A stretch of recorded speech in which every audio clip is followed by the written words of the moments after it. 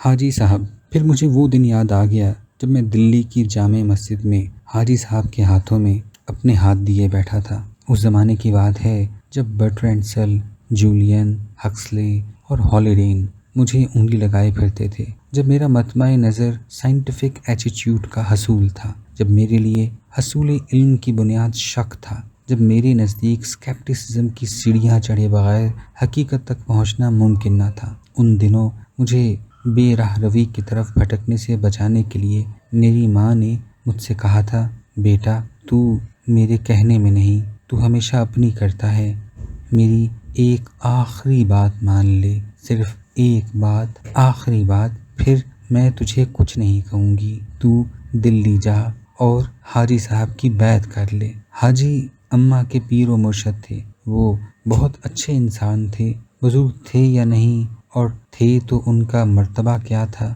یہ مجھے علم نہ تھا۔ ان دنوں میں اللہ یا اللہ کے بندوں سے واقف ہی نہ تھا، مجھے ان کے وجود کا احساس ہی نہ تھا۔ جب وجود ہی نہ ہو تو مرتبہ کیسا؟ رہی بیعت، تو بیعت کے مفہوم سے میں تو آج بھی واقف نہیں۔ میں نے یہ لفظ کتابوں میں کئی ایک جگہ پڑھا ہے، لیکن اس کے مفہوم سے واقف نہیں ہو سکا۔